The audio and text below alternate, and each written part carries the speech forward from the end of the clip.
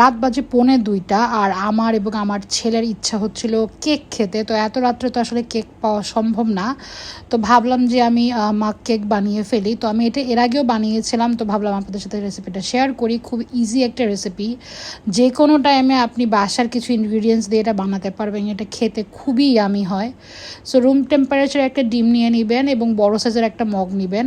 তো ডিমটাকে ভালো করে ফেটে নিতে হবে আগে মগের মধ্যে। দেন হচ্ছে 3 টেবিল চামচ চিনি দিবেন এবং চিনিটা ভালো করে ফেটে নিতে হবে, যাতে ডিমের সাথে চিনির মিশ্রণটা একদম মেল্ট হয়ে যায়। দুটাকে খুব ভালো সময় নিয়ে হচ্ছে মেল্ট করতে হবে, মানে ফেটতে হবে। এরপরে হচ্ছে আপনি রান্নার তেল দিয়ে দিবেন, আপনি চাইলে ঘিও দিতে পারেন। আমি রান্নার তেল ইউজ করি, এখানে আমি 3 টেবিল চামচের মতো তেল দিয়েছি। এরপরে আমার কাছে নর্মাল চকলেট এবং ডার্ক চকলেট দুইটাই ছিল, তো আমি দুইটাই অল্প অল্প করে নিয়ে দেন হচ্ছে গুঁড়া দুধের সাথে পানি মিক্স করে আমি হাফ দুধ চকলেটের সাথে দিয়ে হচ্ছে ওভেনে দিয়ে দিয়েছি মেল্ট হওয়ার জন্য, এবং বাকি দুধটা হচ্ছে আমি এই কেকের যে ব্যাটারটা আছে সেটার মধ্যে দিয়ে দিয়েছি। সো এটাকে ভালো মতো মিক্স করে নিতে হবে এবং দেন হচ্ছে আমি 3 চামচের মতো হচ্ছে ময়দা দিয়েছি।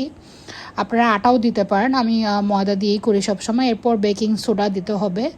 এরপর যে মেল্টেড চকলেট ছিল সেখান থেকে হাফ দিয়ে দিবেন এবং এটাকে ভালো করে ব্লেন্ড করে দেন হচ্ছে ওভেনে জাস্ট 2 মিনিট দিবেন।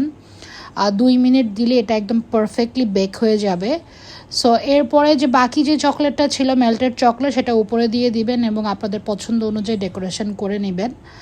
এটা খেতে এত বেশি সফট এবং এত বেশি ইয়ামি হয় যে আসলে এটা যে একবার খাবেন বারে বারেই বানাতে চাবেন। এটা ঠান্ডা এবং গরম দুইভাবেই খুবই মজা লাগে খেতে।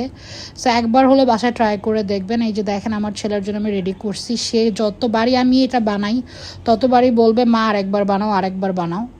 সো এই যে দেখেন সে খুবই মানে খুশি চকলেটটা খেয়ে। সো আশা করি আজকের রেসিপিটা আপনাদের ভালো লেগেছে।